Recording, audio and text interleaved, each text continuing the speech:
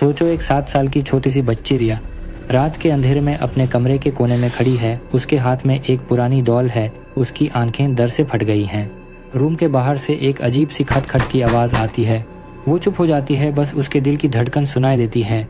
और फिर एक हल्की सी फुफुसाहट, रिये आ। उसका गला सूख जाता है। वो धीरे धीरे दूर के पास जाती है। दरवाजे के नीचे से एक काला साया सरकता हुआ गुजरता है। नीचे से किसी के गिरने की आवाज़। रिया का दिल एकदम रुक जाता है। उसे अपने पापा की आवाज़ सुनाई देती है, नेहा, रन रन। पूरा घर अंधेरे में डूब गया।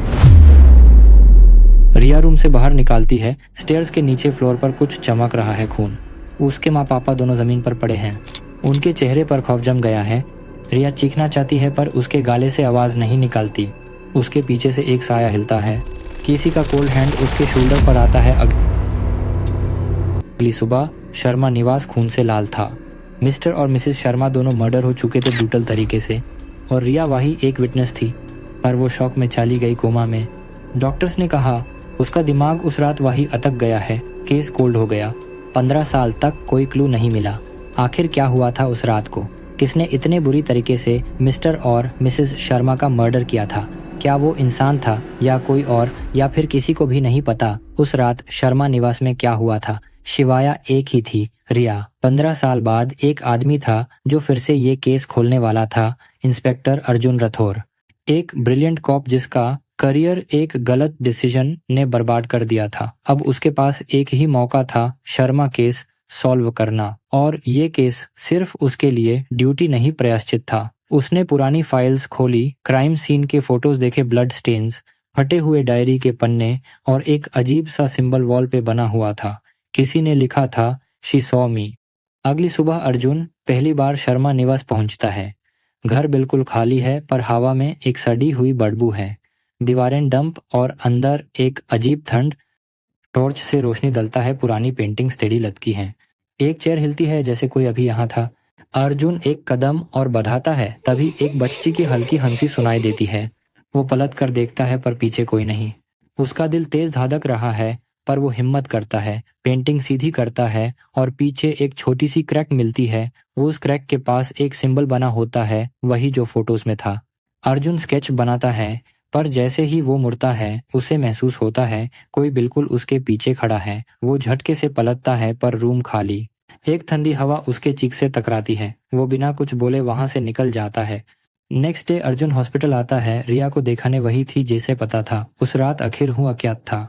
रिया अब 22 साल की हो गई है, पर कोमा में है। उसके चेहरे पे अब भी वही 7 साल वाली मासूमियत है, पर आंखों के नीचे गहरी दाग जैसे। उसके अंदर का खौफ कभी गया ही नहीं। नर्स रजनी पिछले 15 साल से उसके साथ है। वो अर्जुन से कहती है, सर, कभी कभी रिया की आंखें खुल जाती हैं और वो एक ही जगह घूरती रहती है, जैसे किसी को देख रही हो। रजनी की आंखों में भी डर था। सर, कभी कभी उसके रूम में एक ठंडी हवा चलती है और मुझे लगता है जैसे कोई मेरे कान के पास कुछ फुफुसाता है। अर्जुन मॉनिटर देखता है। ईईजी पैटर्न में कुछ अजीब है। नॉर्मल स्पाइक्स नहीं, वो स्पाइक्स एक सिंबल का शेप बना रहे हैं, वही सिंबल जो शर्मा निवास की वॉल पे था। आप अर्जुन मिसेस शर्मा की डायरी पढ़ता है। उसमें लिखा था, आज सुबह किचन में बर्तन अपने आप गिर गए।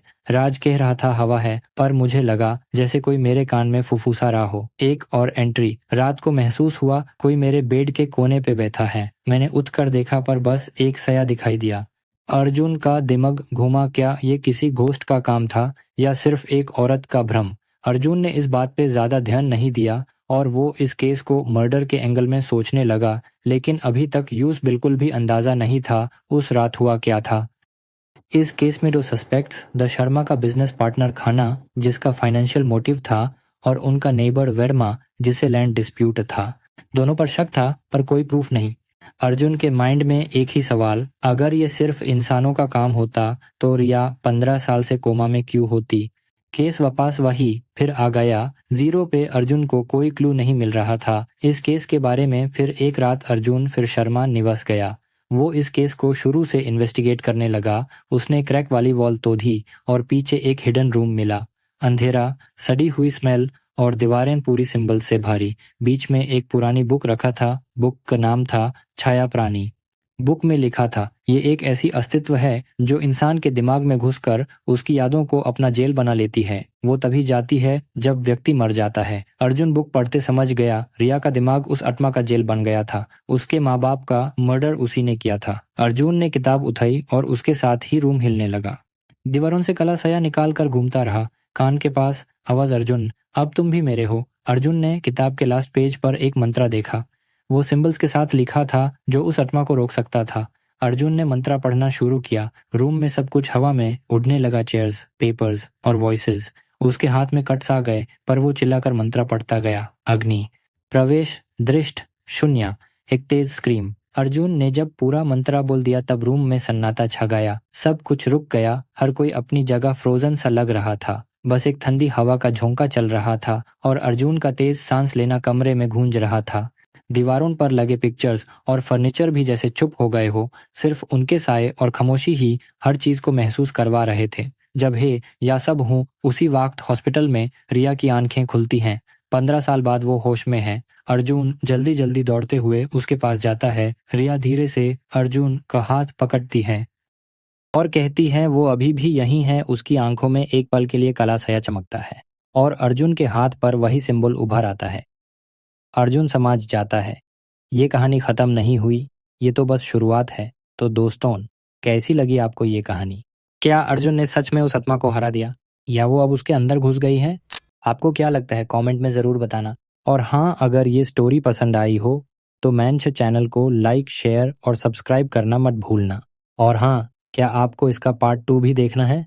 अगर हाँ तो कमेंट में ज़रूर बताइए, क्योंकि पार्ट 2 में और भी डार्क और थ्रिलिंग ट्विस्ट्स हैं। मिलते हैं अगली डार्क और थ्रिलिंग कहानी में। तब तक अपने दरवाजे लॉक करके सोइए, क्योंकि अंधेरा कभी खाली नहीं होता।